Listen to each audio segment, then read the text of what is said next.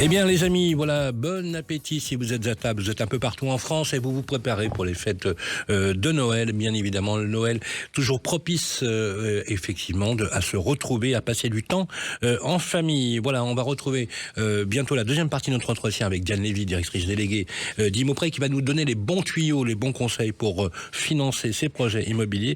Ensuite, on s'interrogera avec vous, Grégoire, sur la mise en scène. De quoi on va parler ? On va parler des seniors, mon cher Sylvain, parce qu'on va les retrouver peut-être en cette fin d'année, et on va parler des enjeux de l'humidité et de l'habitat sain avec eux. Ouais, surtout dans cette période, effectivement, l'humidité, c'est un phénomène majeur. Voilà, on est toujours avec vous, Diane Lévy. On le disait tout à l'heure dans la première partie de l'entretien. C'est quoi un bon dossier ? Parce que les Français qui nous écoutent un peu partout en France, voilà, parfois sont un peu perdus. Donc l'intérêt de recourir d'ailleurs à un courtier, on ne cessera de le dire, c'est une chose extrêmement importante. Comment elles fonctionnent, les banques, sur quoi elles regardent, etc. Donnez-nous très, très concrètement et très pratico-pratique. Avec plaisir. Un bon dossier aujourd'hui, c'est un dossier qui a été préparé. C'est-à-dire qu'on ne va pas commencer à faire des visites, à signer un compromis de vente si un budget, une capacité d'emprunt n'a pas été validé. D'accord. Alors c'est quoi un dossier préparé, dans l'ordre ? Un dossier préparé, c'est calculer sa capacité d'emprunt, savoir avec mes revenus et mon apport, combien est-ce que je peux emprunter, qu'est-ce que je peux acheter. Est-ce que je peux partir, par exemple, sur l'idée du loyer que je paye par ailleurs ? Non. Pas forcément. Ah, non, d'accord. Pas forcément. C'est plus, c'est moins, c'est quoi ? L'apport est déterminant puisque l'apport va augmenter la capacité d'achat.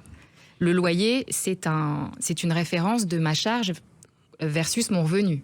Aujourd'hui, on dit qu'on ne peut pas rembourser plus de 35% de son revenu. Donc c'est mathématique. Je gagne 4 000 euros par mois, je ne peux pas rembourser plus que 1 500. Donc 1 500 me donne... 35%, bouffe comprise, frais compris, non.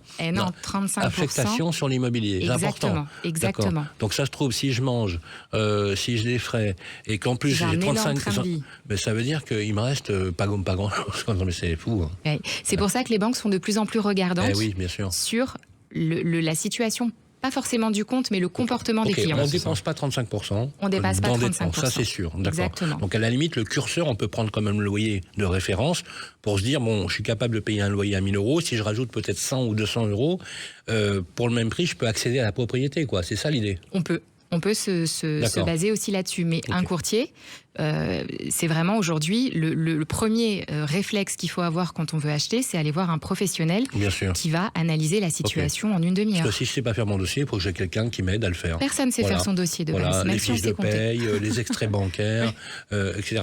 La question de l'apport est cruciale. C'est très important. L'apport personnel, ça prouve que le dossier a encore une fois été préparé. Aujourd'hui, une banque, quand elle prête de l'argent, elle calcule un risque. Quand un bien vaut 200 000 euros, elle va prêter 200 000 euros. Parce que si le bien, demain, il est vendu et qu'il n'a pas fait de plus-value, elle est sûre de pouvoir rembourser ce qu'elle a mis en place. Donc forcément, les frais qu'on dit les frais de notaire, qu'on appelle les frais de notaire, les frais de garantie, les frais de dossier, les éventuels travaux, etc., de base, la banque n'est pas très fan de les mettre dans le financement parce que ça voudrait dire... combien exactement ? Environ 10%. 10%. Ouais. Donc j'achète 200 000 euros, c'est le prix de vente, frais d'agence inclus. Oui. Ça me coûte combien ? Ça coûte 10 000 euros de plus, 20 000 euros. Ça veut dire qu'il faut que j'ai à peu près 20 000 euros de côté. 20 000 euros de côté. Ouais. Et ça suffit comme apport pour acheter à 200 000 ? Ah oui. Donc si j'ai de quoi payer les frais de mutation, puisque on dit à tort les frais de notaire, c'est les droits de mutation, c'est le droit d'enregistrement, parce que je vous le dis les amis, les notaires n'ont qu'une toute petite partie des honoraires, des 1%. Vous voyez, comme quoi finalement c'est assez faible. Alors justement, 10%, ça peut suffire, donc on me prête 100% de l'acquisition et je paye les frais. Absolument. Et parfois on prête même plus que 100%. Et ça suffit, vous êtes sûr ? Ah oui. D'accord. Quand vous dites 100%, dire que les frais notaires aussi peuvent être prêtés ? Eh oui, vous savez, la chance qu'on a, c'est qu'on a des agences partout en France et que Paris n'étant pas la France, il y a des villes dans lesquelles les clients et les futurs propriétaires n'ont pas forcément 10 000, 15 000, 20 000 euros de côté.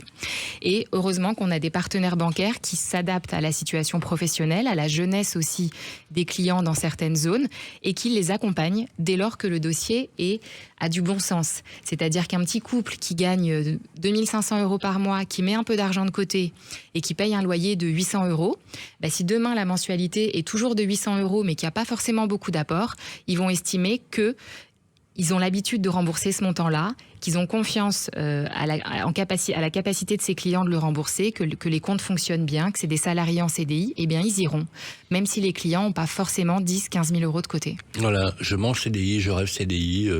C'est toujours CDI, aussi valable, ça? Non, des revenus pérennes et réguliers. Oui, non, parce que les banques ont été quand même un peu la traîne là-dessus. Alors justement, quand on parle de cette notion de j'ai une charge contrainte, le loyer, et ça peut devenir une épargne inversée finalement, parce qu'on me prête l'argent. Ah bah, complètement. Alors justement, c'est 87% des Français plébiscitent l'accès à la propriété. Confirmé? Oui.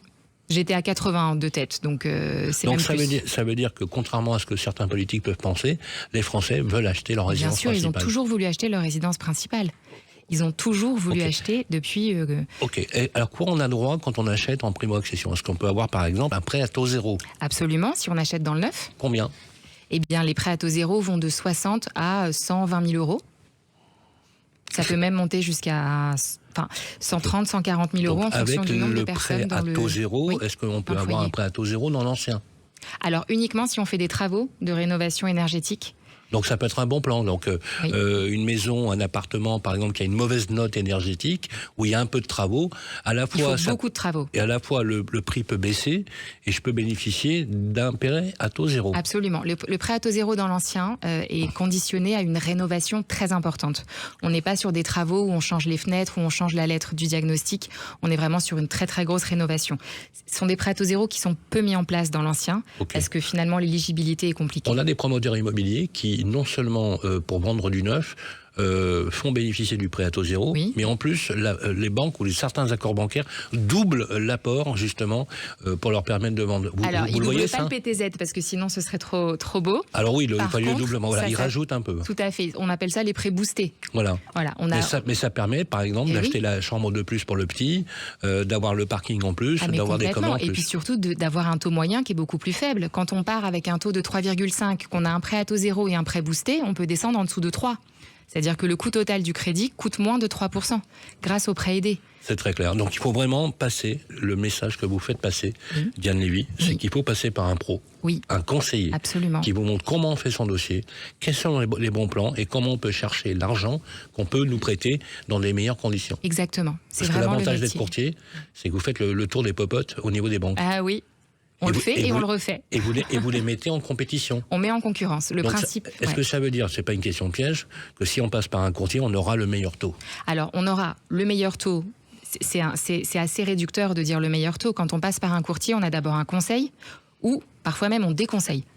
Donc on a quand même un avis très objectif sur la situation du client. On a un taux meilleur, oui. De manière générale, on a un taux meilleur parce que la volumétrie apportée par le réseau ImoPrêt au sein des banques en France fait que forcément les conditions tarifaires qu'on reçoit de nos partenaires sont privilégiées. Bah oui, on marchande avec la banque, donc forcément, on leur dit je vous apporte 10 crédits. Donc, pour simplifier. En fait, vous êtes grossiste. Quoi, exactement. Et c'est pour ça qu'on prend de plus en plus de parts de marché chaque année. Mais heureusement qu'il y a des gens comme vous, parce qu'il ne faut pas oublier, il faut quand même rappeler à nos auditeurs qu'on peut acheter même quand on a des parents qui n'ont pas d'argent et quand on n'a pas de CDI, c'est quand même important de le rappeler. Justement, quand il n'y a pas papa et maman qui donnent l'apport, ou les grands-parents qui sont parfois, qui sont très généreux, parce que c'est quand même une grande majorité de Français qui n'ont pas les parents ni les grands-parents, pour les aider. Dernier mot, en une phrase, qu'est-ce que le conseil vous donnez à tous les Français qui nous écoutent? De devenir propriétaire de leur résidence principale. Plus que jamais. Ouais, ou d'investir dans l'immobilier, parce que c'est que comme ça qu'on peut s'enrichir. Absolument. Au sens propre du terme, et c'est malheureusement plus avec la nos retraite, salaires. la transmission, le fait, au lieu de payer un loyer à fond perdu, vous allez vers l'acquisition de votre propriété, de votre résidence principale, ou simplement un petit investissement. Merci, Diane Lévy. Avec plaisir, Sylvain. Un vrai plaisir de vous recevoir. Vous êtes directrice déléguée chez ImoPrêt. On vous trouve très facilement d'ailleurs sur Internet. Et il est temps maintenant, les amis, justement, quand on fait des travaux, de parler de la qualité de l'air et de l'humidité dans votre logement.